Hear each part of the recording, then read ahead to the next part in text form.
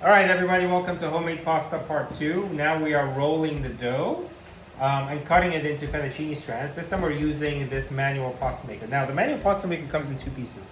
Actually, they're combined, they're joined.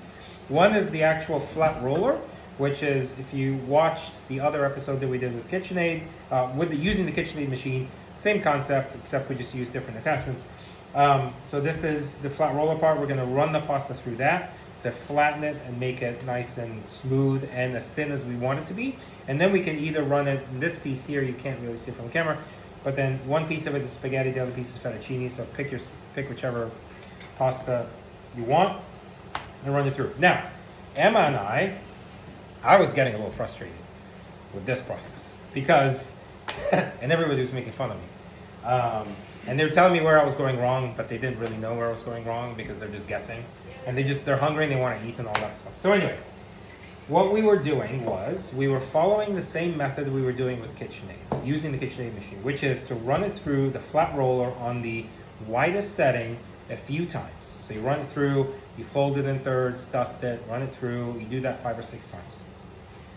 I think what was happening with this guy is that the pasta just started to break, and it's because it's a small, not a really wide roller.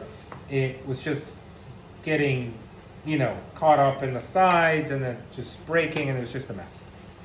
But Emma figured out that you just run it once, right? So that's what we're going to do.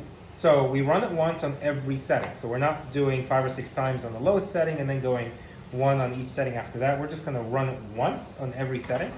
And this goes up from 0 to 9, but we're only going to go up to 3. That's the thickness we want. It looked good, and we're just going to go down. So if you do get this, run it on the flat roller on the lowest setting once. You don't need to run it more than that. If you let the dough rest well enough, and we've got the dough over here, it's covered, it's been resting. Here's the problem. I wanted to rest it for an hour like I told you to, but these guys are getting hungry. So they're like, no, 45 minutes is enough, 30 minutes is enough. Fine. I conceded, it broke. So rest it for 1 hour. Okay, let's go. You have to roll it to get it thin enough. Yeah, so this one isn't, because you're going manual, it's not as fast as the KitchenAid. So a KitchenAid, it doesn't have to be the perfect thickness for it to run through. Because it'll thin it out. Can you stop moving my pasta? Just leave it on leave it on 3 and leave it, please. We're making ragu and my buddy's trying to help and I really don't want him to help. He's the guy with the dull knives. Okay, so let's do this. And the reason why is you don't want to keep stirring foods. You just want to let it cook and rest. And that's another episode. But it won't do what it needs to do if you just keep constantly moving it. That's not the idea. You move it enough to turn it, and you let it rest, and you just let it cook, right? Okay, so we rolled the pasta, I think thin enough for it to go through setting 0. Let's dust this guy with semolina so he doesn't stick. This might need to come up. She's a perfectionist. Okay. Dust on both sides. All right, and this is where it takes a couple of hands to do this. So I'm gonna run it through, and Emma's gonna catch it. Nope, probably need it a little. Oh, here we go. All right, so we ran it through once on setting 0. And it looks like this. Look at that. Actually worked out really well. Okay, now we're gonna go setting 1. Do you want to thin it out some more? Yeah. Just in case. She's a pro, man. She's a pro. She went to Jamie Oliver's pasta making school here, just around the corner, learns how to make pasta. So I'm also learning from her a little bit. Okay. Yep. Let's go. So we ran it on setting 1. Beautiful. Not breaking. And I just needed this good luck charm for it not to break. Look at that. I love it. Okay. This one too? So we're on 2. Ready to go? Okay. All right, so let's try and, let's dust it some more before we run it on 3 so it doesn't stick as much. Yes. All right, cool. And you also have to catch it at the bottom so it doesn't fold on itself. Good call. Okay. All right. Let's go. All right, perfect. Look at that, perfect. So we've determined that 3 is the right thickness for what we want, and these are what the strands actually look like. See that? 3 looks good. We're just gonna go with 3. So let's dust this some more.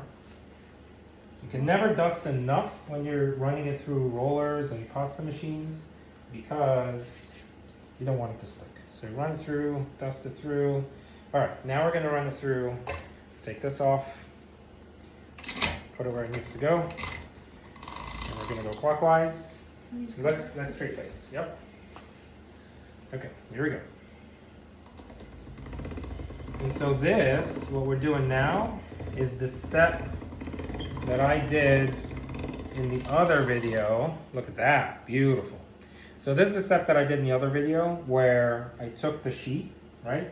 And I sort of rolled it slowly and very, very not compact, right? Dusted a lot of semolina on both sides, rolled it, and used my knife to cut it in strands. This just does it in one step. Fail swoop, no problem, very easy. Now, we're not gonna bore you with going through the rest of the pasta. We're just gonna do it. You do want this to dry for a little bit until it dries out. I don't think these guys are gonna let me dry this out because they're hungry, right? Yeah. Yeah, I think we're just gonna have to throw in the pasta, and then if it doesn't turn out well, they're gonna blame me, but I'm telling you right now, you're my witness. If it turns bad, I'm coming back and saying, you need to dry it for an hour. Dry it for an hour, okay? Make this ahead of time, dry it for an hour, and then throw it in the pasta water. Heavily salted, watch part 3, same concept. So enjoy making it. This is your machine here. You can pick them up anywhere. They're relatively inexpensive. Amazon has them. All the kitchen stores have them. This one, the brand is Marcato. It's made in Italy. Pick up one that's made in Italy. It looks nice and sturdy. You know, it's not falling apart in any way. You want something that's just gonna last you for a while, right? Enjoy making pasta. See it.